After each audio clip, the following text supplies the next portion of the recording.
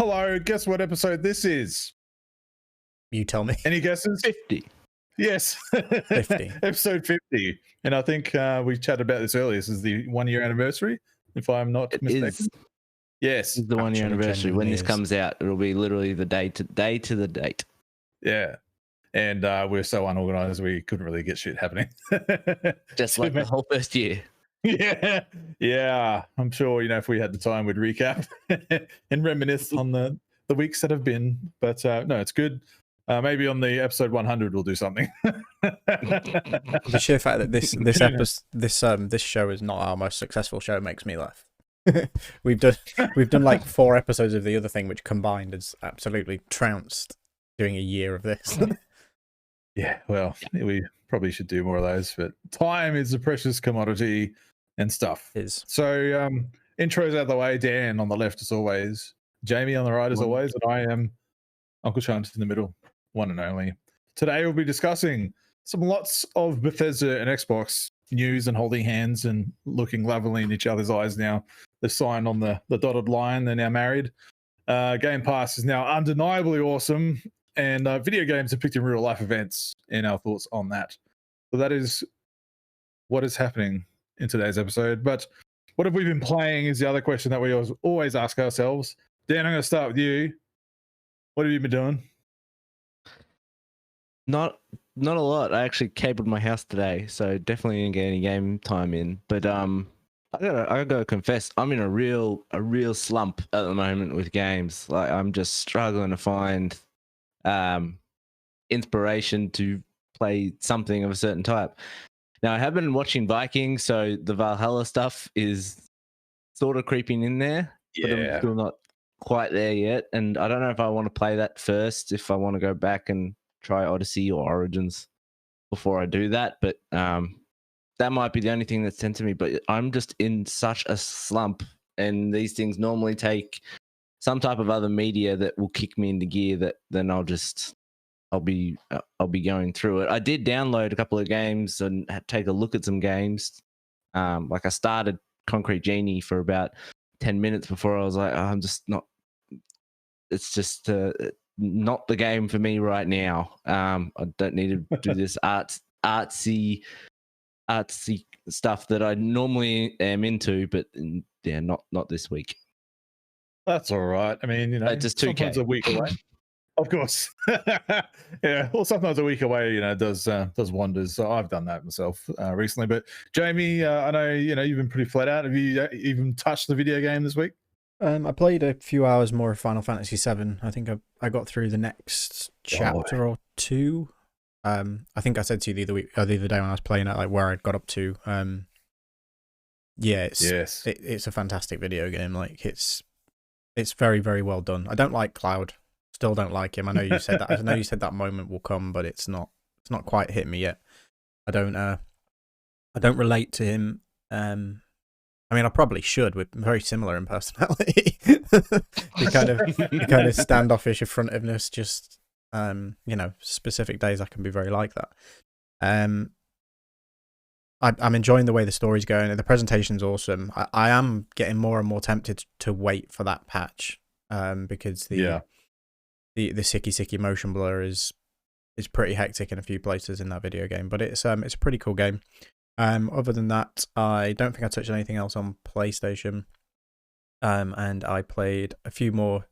I say a few more. I played far too much more Fortnite just to get my little Grogu thing off the Battle Pass, which is like, I've never ever finished a Fortnite Battle Pass, and I never intended to. It's something that it's one of those things where it's like, oh, I could turn Call of Duty on, but why would I? This is free. Yeah. And when the Mandalorian stuff came out, I was like, oh, I'll get the Battle Pass just to get the Mandalorian.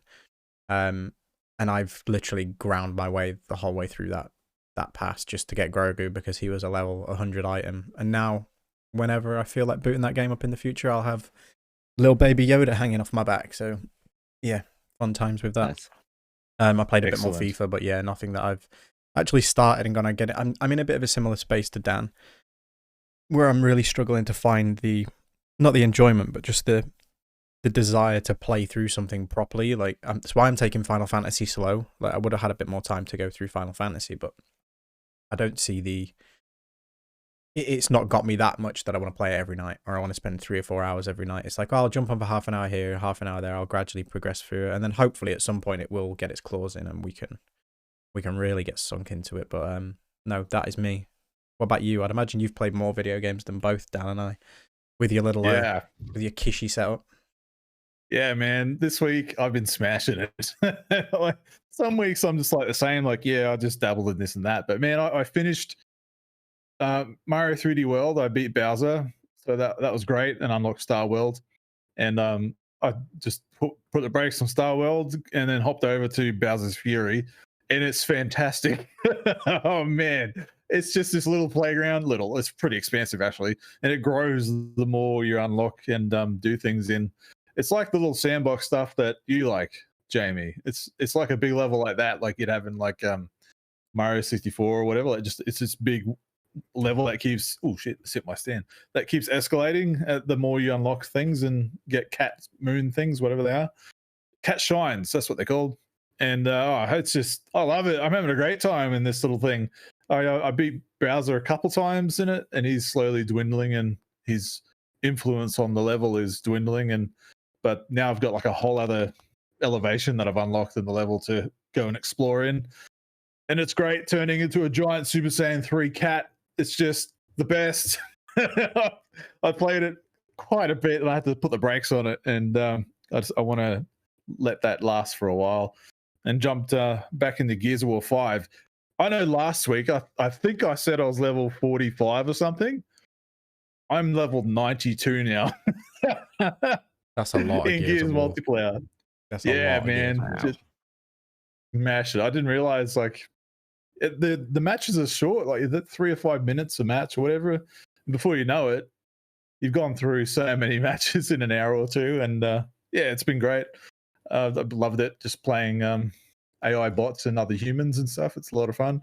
It's really chill in the afternoon. I'm finding myself looking forward to that. As soon as I clock off, I'm like, all right, I'm gonna go do some rounds of Gears and just do some tour of duty or whatever. And it's got me. And but now I've started Yakuza Kiwami, so I'm on to the second game now finally. Oh, it's great. It's great. Like Game Pass, which we'll talk on a bit, is just amazing. Like there's these 6 games or whatever they are, Yakuza 0 to 6, 7, I don't know.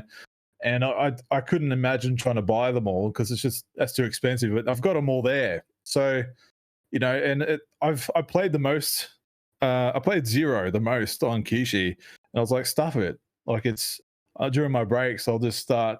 I downloaded Kiwami, and I was like, I'm just going to do this like I did the last one. And it's just so it works so well. It doesn't ask too much control of you, and you just put it on easy just for the story and just smash through it. And it's so engrossing. It's batshit crazy, but it's got me.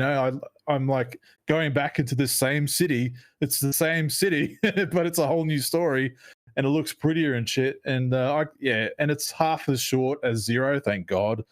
So I'm already like halfway through it and have 7 hours playtime on it. So yeah, it's great. I've been playing a lot. So that's me done. I won't continue there. Lots of games. We've got more games to look forward to now. So Bethesda, holy shit balls. It's finally done. The ink has dried and all is said and done, and we've got new parents and new family happening, and it's amazing and emotional. Look, I watched that Bethesda roundtable twice. When it was out on the morning and tonight, actually, just to refresh myself. And I enjoyed it this time more than last. And I'll ask you to, just before I start going on about it, Dan, I know you touched on it early tonight, but Jamie, I'll start with you. Have you touched base with that or watched any of that roundtable at all, just for context? 2 comments. The ink is dry, but your crotch is wet. Yes. You inked yourself. The round table, no, I haven't had a chance. I've been seeing the social commentary around it, and I watched some stuff that IGN put out about kind of what came from the round table, kind of a Cliff Notes version, but I haven't actually sat and watched it. And yeah, Bethesda's doing the thing. I'm pleased it's all sorted. Cool. I'm pleased there's a bunch of new Bethesda games for me to play on Game Pass. Happy days. Yeah, I'll explain why I asked you in a moment, but just to get feel of it. But Dan, like you've watched some of it. How much of it exactly did you watch? Yeah, I watched the whole thing. Oh, cool. All right. Yeah, Nice. but Cool. It's kind of in two parts, that round table. It's kind of the talky bits, probably the first third of it is where most people are getting their articles and information from. And then the next 2/3 are basically just going through all the studios that they have and sort of what they're working on, but really what their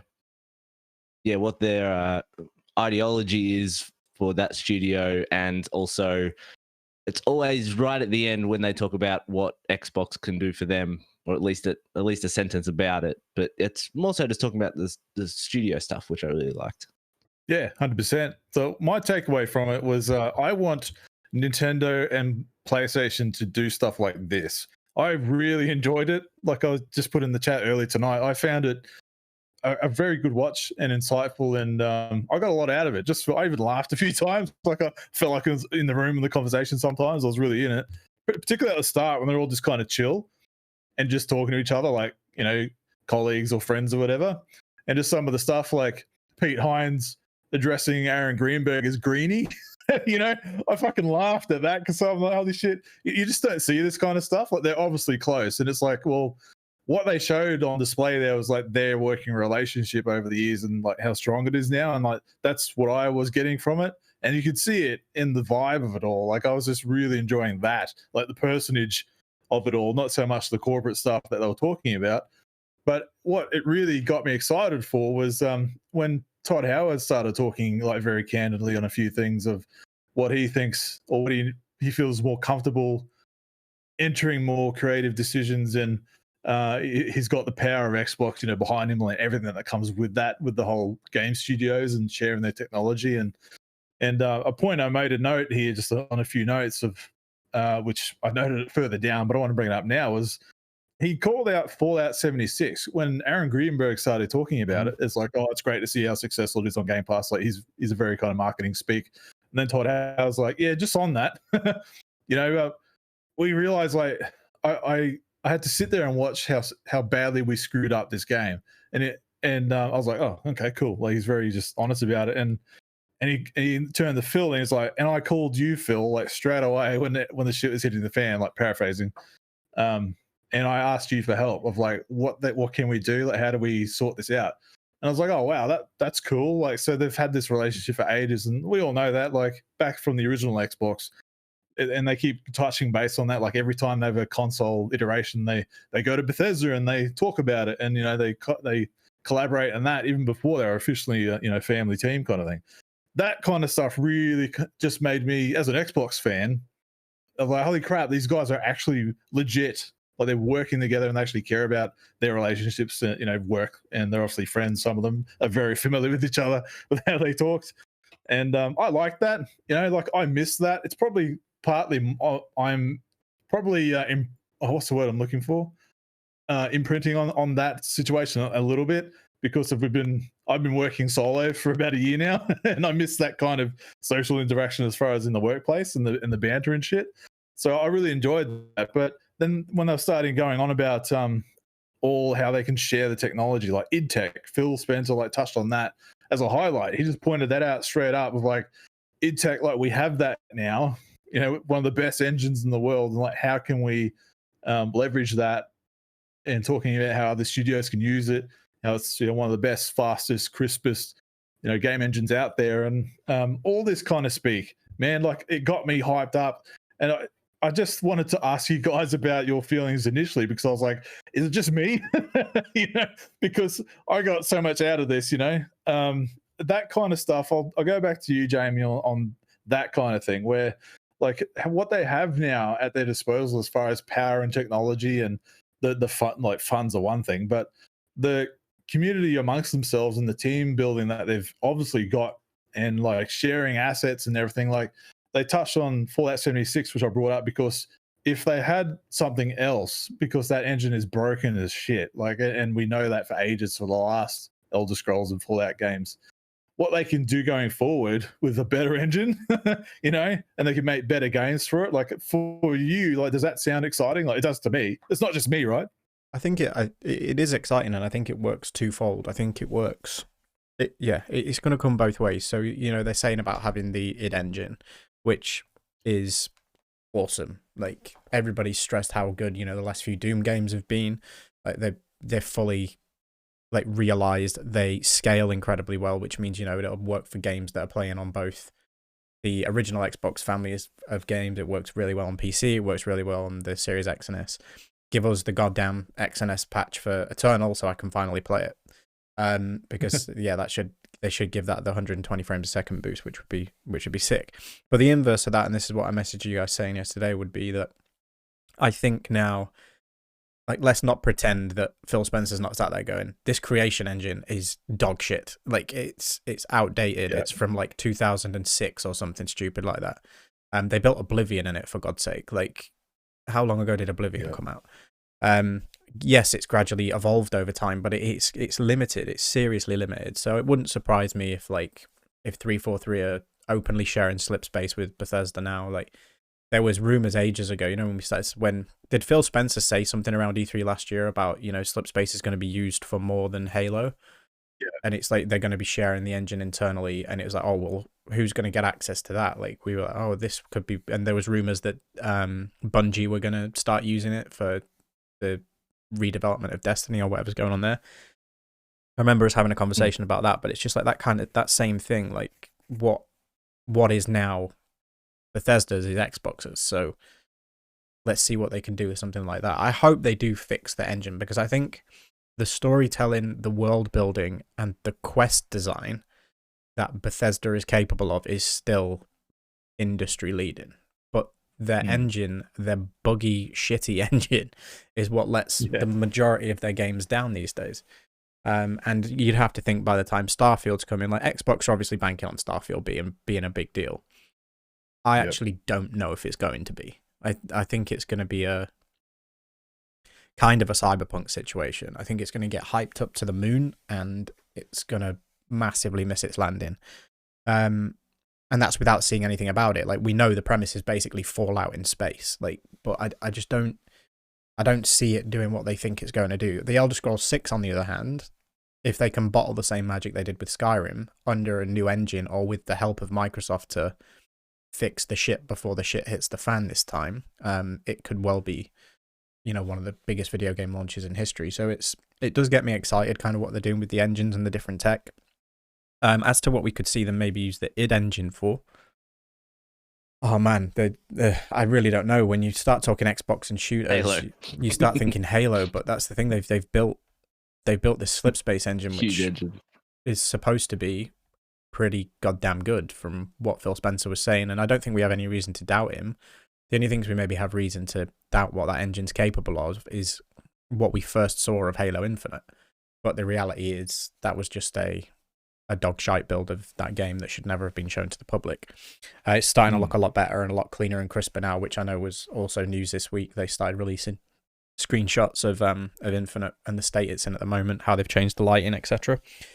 So that's a different topic, but yeah, I'm excited. Well, it does belong in the discussion, because part of that round table, they were saying how they have I can't remember the frequency of them, but they have at least quarterly best meetings, they call them. Still on my point. Oh really? Oh, we'll go ahead, Dan, take it. Well, because I was going to say, obviously, as you guys know, I don't particularly play Bethesda games. They haven't really ever appealed to me. I think Wolfenstein's been the closest to get me to play one, but still haven't done it. But just by watching that roundtable, you can see why Bethesda and Microsoft just work very well together. Like, it's just they've just been step in step pretty much the whole way through, and it obviously makes sense. And as you can tell by the way they're talking, the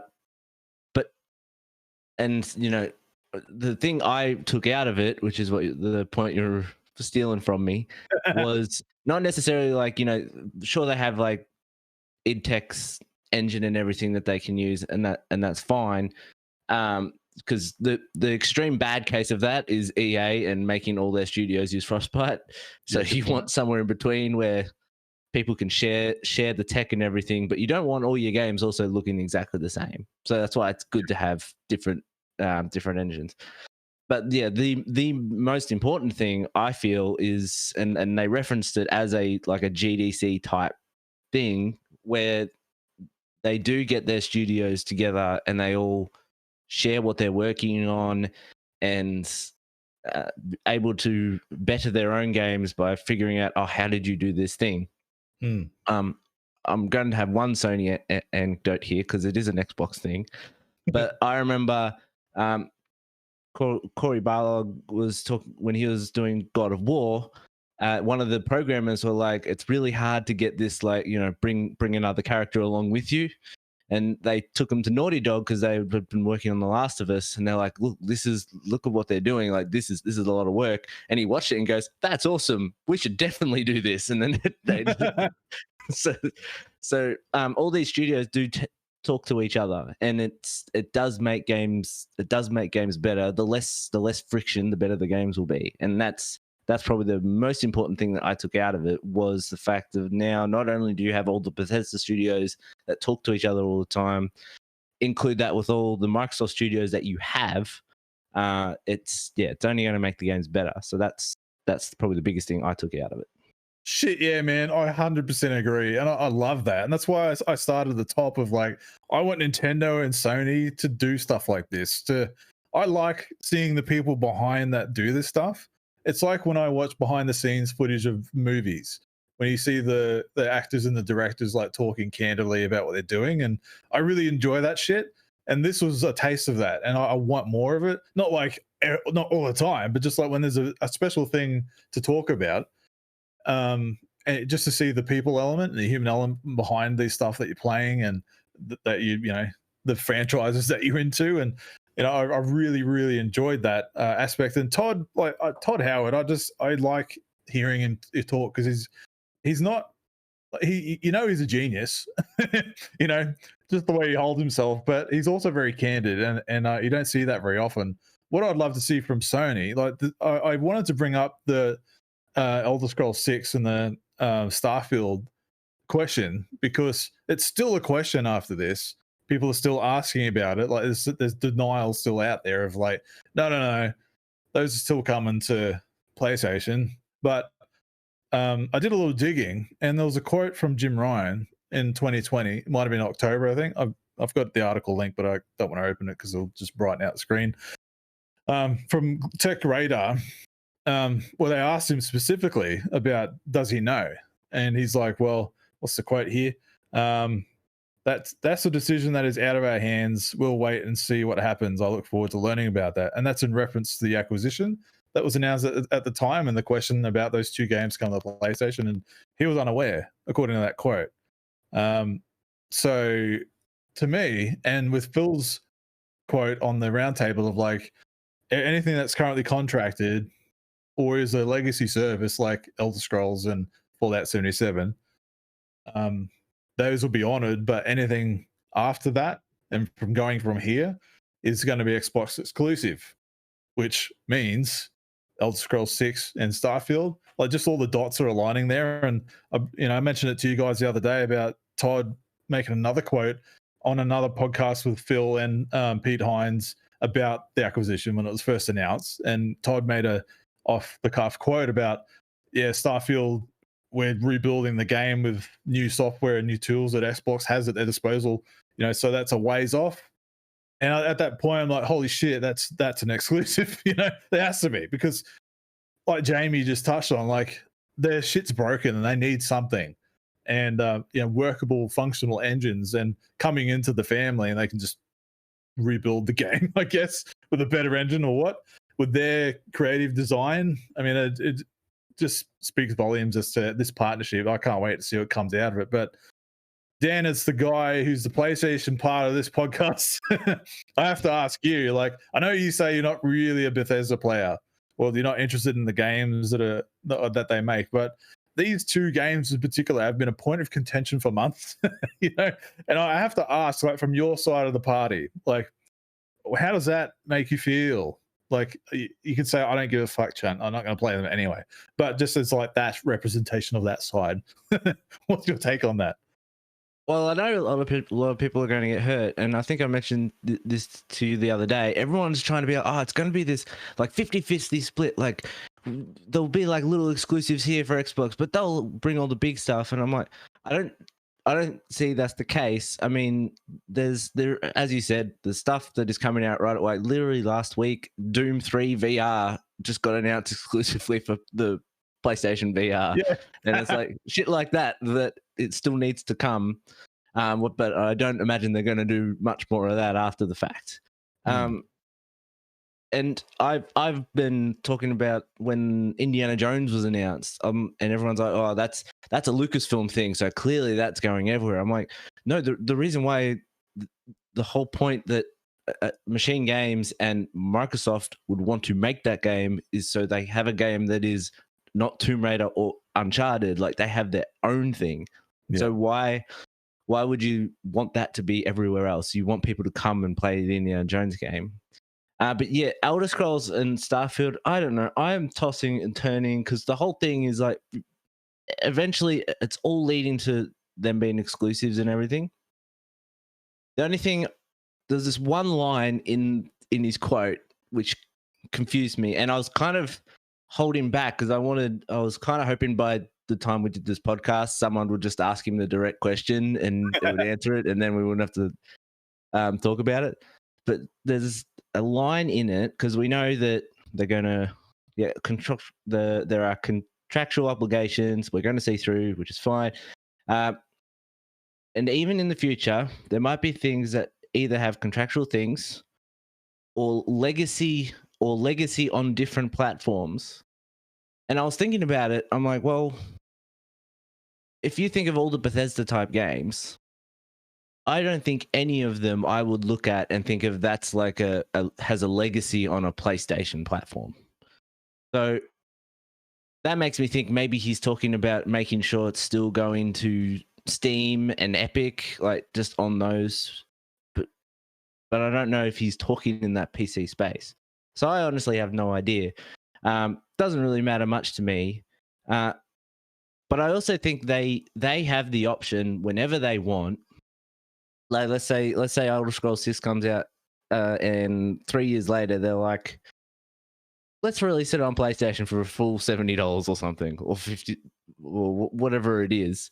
And they'll still get that money, but they don't have to, but they have every option because no matter what they do, they'll look like the good guy.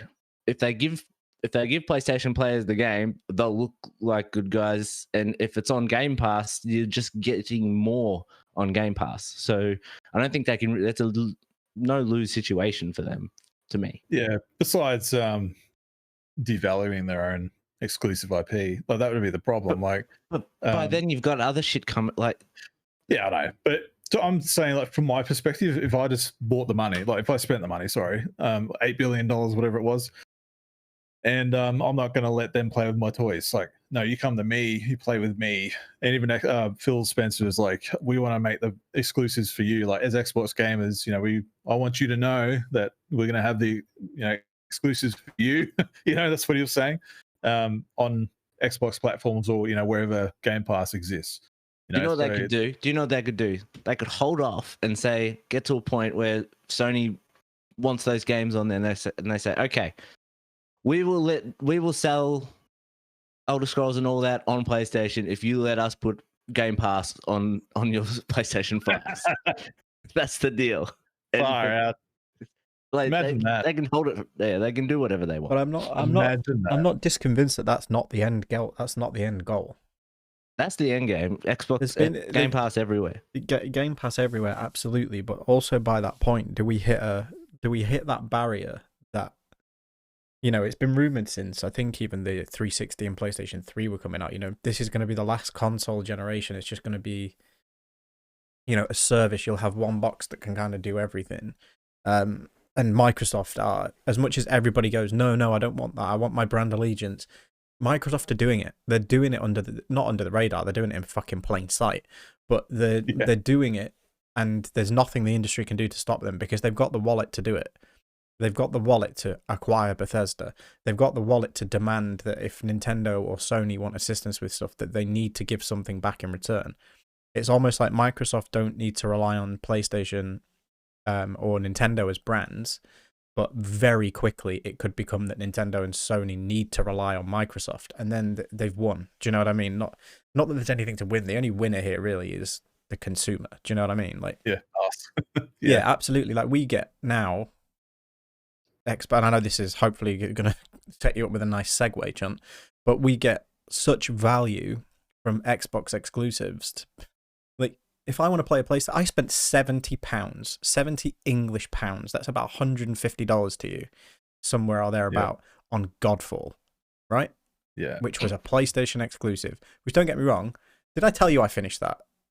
Yeah. Yeah, you did. Was that last week's conversation? I can't remember if I finished it last week or this week. I think you messaged during the week, didn't you, or something? Yeah, so I also played Godfall this week, and I was. finished it. So that was something else I played this week. I forgot about that. I knew I'd played something else on the PlayStation. I've lost my train of thought. So yeah, I spent £70 on that one game, which I beat in, I think, 12 hours, right? Beat the campaign in 12 hours. On Xbox, I spend $10.99 a month, I think it is, for Game Pass Ultimate. And imagine the month when it's like, oh, you can play Halo this month. And then a few months down the line, it's like, oh, you've got Elder Scrolls 6 coming. And then it's like, oh, Starfield's here now. My barrier to entry is so small on Microsoft's platform that you've just, I think they've won already. But yeah, as I said, like, that whole debate around exclusivity and cost and just how they've won the game already, which is why we're no longer playing a game, because they're playing different ones. Sony are doing video games can cost $70 now because I'm Jim Ryan and I'm a snaky cunt. Like, no, it's like, they don't need to cost $70, and Microsoft are proving that. And I know that they can absorb a bit more of the cost, but everybody turns around and goes, yeah, there's no way it's profitable. It's profitable as fuck. Yeah. The amount of, what's their user base at the minute, Chunt? You've probably looked since I have, or Dan, Statman Dan's probably looked, but it's a lot. I looked at it. I rounded it up.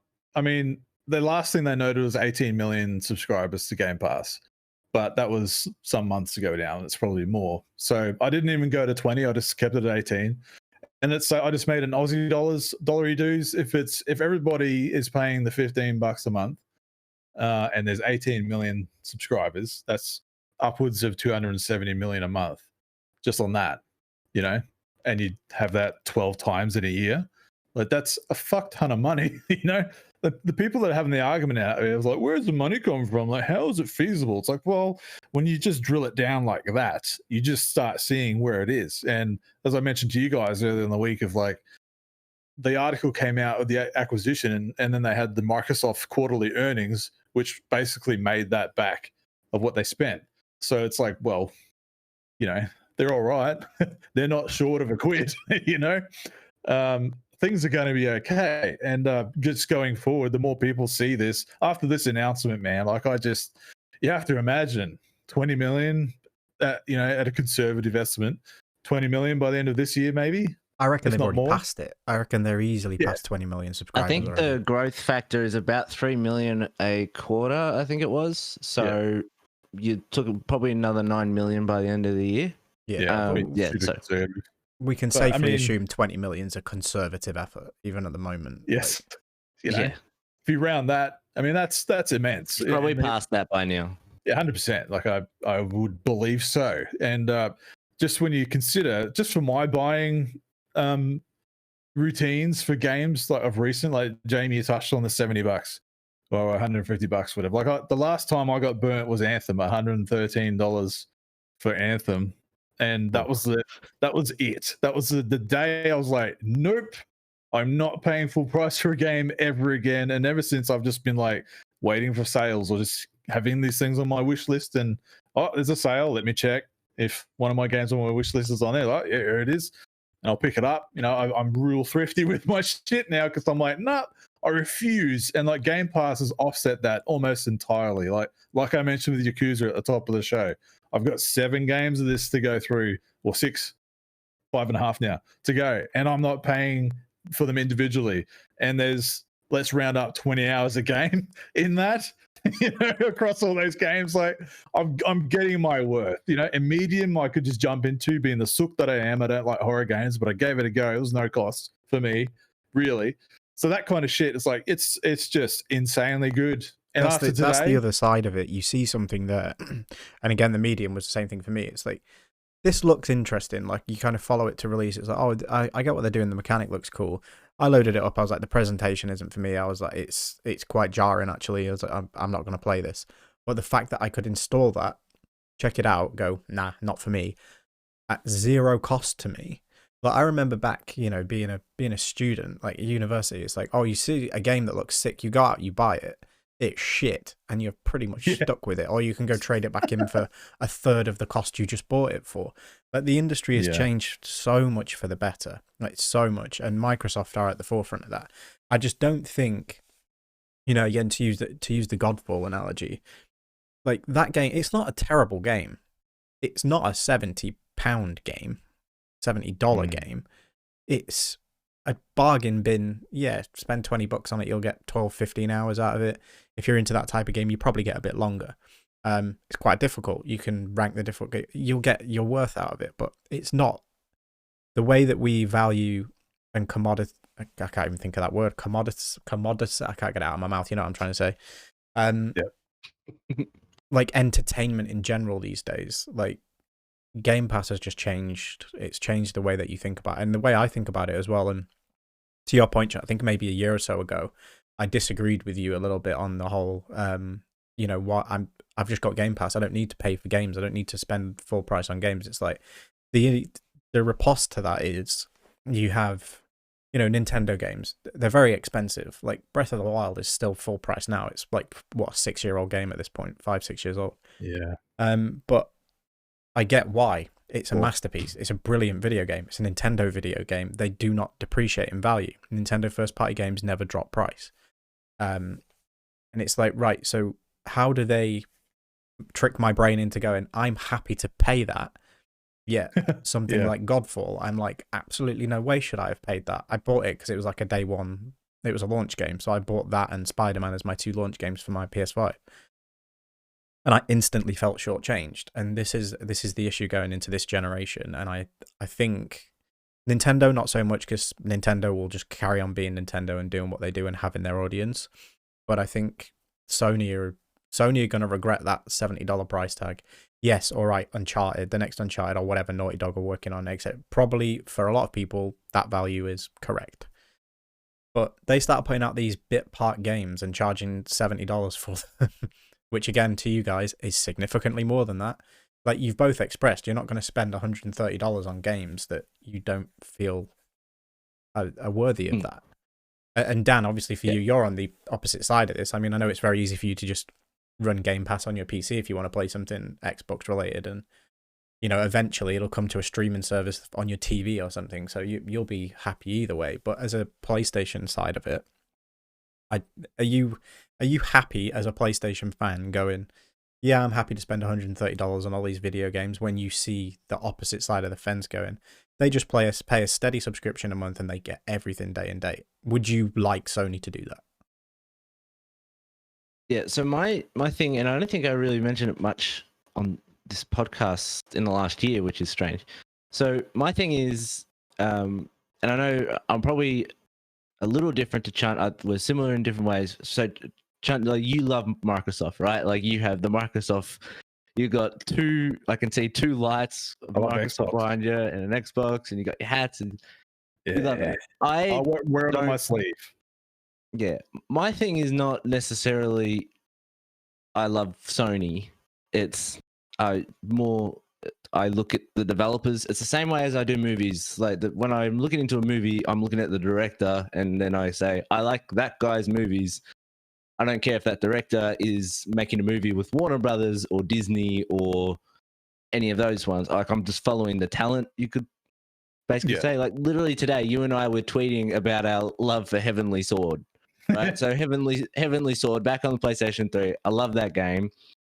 That's how I discovered Ninja Theory. And then middle of last gen, Hellblade gets announced. They have the developer diary. I watch through that day and day. I buy Hellblade day one. Now Hellblade 2 is coming out on Xbox probably next year, and I'm going to eventually play that on Xbox. Like, I kind of just followed the developers. So if they sold off Naughty Dog tomorrow and they became independent and then got bought by someone else, I would play the Naughty Dog game wherever that Naughty Dog game was. So in saying all that, I think Sony, like, it's not even close to Games Pass, but the games they've been putting on their PlayStation Plus since the PlayStation 5 came around, and the collection, and they are putting games out there for people to get. But I do have to be very cautious about what games I do buy. And this year probably is better because it's a thin year with games that I can get. But there are games like Returnal, which I want to support Housemarque. That's why I'm getting that game. But $120 is a lot, so I have to go fishing for it. Now, if it was just on Game Pass and it was free, like, my support is by playing the game when it comes out, and that's all you have to do at that point. And that's what would get those games more money to work on, stuff like that.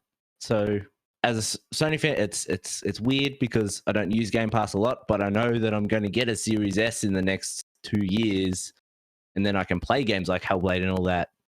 Like, sign up for a month or two, play all the games that I need to play, and I can sign off and come back to it, or whatever it is. So on the other side, yeah, it's a shame there's something not like that, but Microsoft has a lot of power, and they can do that, and I don't expect anything from Sony come from that, because they've only just started making profits in the last 5 years. After like 5 years of not making profits, so yeah, well, see what happens. That's maybe a point to it though, Dan, as well. The money situation, like, it does go under the radar, but then you could perceive Sony as being greedy with the increasing prices, etc. But like you said, they've only just recently started making profits. But then you've got the other side of the coin where Microsoft have got more money than most countries, and they can, but they're being consumer friendly. It's like it's really, really strange. Like, where you go, oh, did Sony dig themselves into that hole by being so consumer friendly that they they've only just started making money back? And I think a lot of that is to do with the fact that the PlayStation brand is attached to Sony, and Sony is not ran anywhere near as well as Microsoft is ran. That's no secret. Like, just across the whole technology sphere, like, Sony is ran pretty poorly. Whether that be film, hardware, or anything, to be honest. But the PlayStation is probably the feather in the cap as far as Sony's concerned. But yeah, sorry, just to take away from your point, John, I'll let you move us forward, because we've spent a rough 40 minutes talking about that.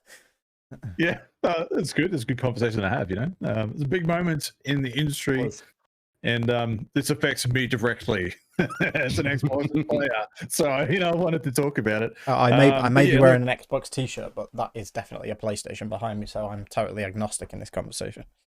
Yeah, look, hey, I've got a PS3 and a Switch and a 360 in my place. It's all good, but we have one topic that one person here has been biting at the bit for weeks now. So Dan, look, I'm gonna turn it to you so you can introduce this segment the way you want it and address us the question, because I know this is important to you. Go. Yeah, so it's a little bit more of a thoughtful topic about it, and there's going to be probably some disagreements, and I'm excited about it. But yes. So a few weeks ago, there was all that we didn't cover on the podcast because it's not something we probably all really know about, or so I wanted to stay away from that. But it brought up an interesting topic in my mind, which was that 6 Days in Fallujah, which was a game that was being made by Konami like 13 years ago, and it was based on real events that happen in Fallujah. And they're based off stories that these soldiers told the developers. Then everyone got really angry about making a game about war. So they scrapped it and then apparently it's coming back. There's a few quotes in there about how, you know, they're making this game and it's not political. I'm like, it's a game based off a war. How is a war not political in any way? So there was weird comments like that. But I just thought, like, we all see video games as an art form, just like books, just like movies, all this stuff. But things like books and movies can talk about and show events that are based on real life. Now, they're not always war stuff. Sometimes they're just like people's stories. Like you'll get a Malcolm X story, or you'll get Straight Outta Compton, right? Like, you can have this stuff that is based in real life. And then when do you think we're going to reach a point that someone can have artistic merit to talk about something that is based on a true story? And you know, there are things like the interactivity part of it, and how much does that affect people, and when can we tackle something like that? So, Chunt, I might let you go first on that one. Yeah, I won it yesterday. Like, I'm totally open for that experience. Like, I have no qualms in having a story told to me with facts. You know, if it's a true story, which is the main point of this topic of, like, should games address true stories or fantasize them, you know, just to summarize it. I'm totally ready for a true story. Like, I have no problems if it's touchy or taboo, or if it's confronting. Movies have gotten away and has presented us so many questions over the years, and it's a way for us to digest certain topics in a palatable or a more consumer-friendly way that you might not have thought about before. Like, I've seen so many movies over the years where it's opened my mind to a few things, or I was not aware of something, or it got me thinking a different way about something. And games totally should fully do that. And it's ripe for it, you know, like, you're involved in the story that's being told, or you're playing the part of the character that's being told, you know, like, totally ready for it. And I don't agree with the controversy around this thing. Like, I just think it's obscene and absurd. Like, let it be told. You know, I think if it's being told correctly and factually, and not leaving out things because it might offend someone, like, I hate all that kind of shit. Like, just tell the story as it is. If it happened in real life, it happened, and tell it as such, you know. Otherwise, you're telling me a fictional story, which I'm also open to, but we've played fictional stories all the live long day, you know. Like, if it's a true story, I want it to be told as is. Like, if a game was made about my life, it'd be fucking boring for a start, but I want it to be told true to fact, you know, true to life, and I don't want anything left out. And if someone's going to give me a game that's gimped, you know, that's not giving me all of what's happened, because I might get offended, or I might feel emotion. You know, that's what these artworks do. They're meant to instill an emotion in you to help you process what has just, you know, been put on you. That's the whole point. But we're so into this society of, like, no, we need to address everything in cotton buds, and we need to make it, like, spoon feed it to people so they don't hurt their fear wings. You know, I'm so not about that. I grew up in a time where that was just not a fact. You know, just take it or leave it, or get out the door, you know. And I hope we allow ourselves the luxury of experiencing things without having someone censor it for me. You know, this is a very long answer to your question, but I appreciate the question because it's important, and I want it to be raw. You know, I want it to be given to me the way it's meant to be, not because someone has a problem with it. So hopefully that answers your question.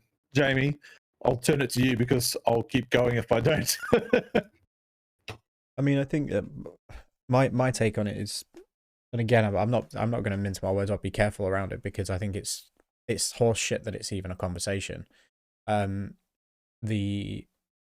again, not to cause offense to anyone in particular, you know, offense is taken, it's never given.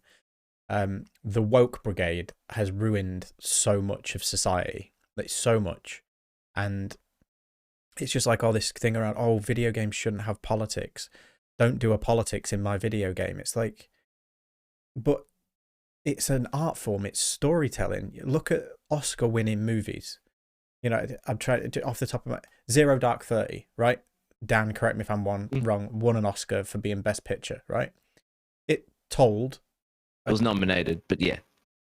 I thought it Hurt would. Locker is probably a good. Hurt Locker is probably the best. Yeah, Hurt Locker is maybe what I was thinking of. So Hurt Locker, Zero Dark 30, those types of movies which tell stories about war that are based in fact, right? They didn't pull any punches and they won awards like for their artistic vision and for telling people the truth and being raw about it. Why can video games not do the same thing? And the fact that as soon as any pressure is applied to developers going, oh, you can't do a politics in my video game, and you better not use white phosphorus in this video game. It's like, why? That happened. Like, it's historically accurate. And then the developers kind of cower in their corner and turn around and go, oh, no, it's not. We're not being political, just to satiate the people who are complaining about it. And it's like, well, and then a week later they go, oh, no, we recognize this is, but you recognized all along that it was political. You just didn't want to piss Twitter off. Like, and this is where the crux of the issue is. Like, people take so much offense at things that they have no reason to be offended by. If you were going to be offended by this, be offended when the events took place. It is now part of history that somebody wants to educate people on.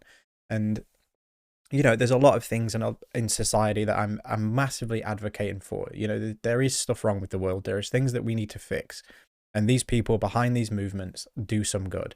But when it comes to something as menial as a video game, which is being made for entertainment purposes, and for all intents and purposes, historical purposes, to teach people, you know, if people want to get their knowledge and be taught by a video game, you know, play something, enjoy it, and still take a lesson away from it, who are you to deny someone that?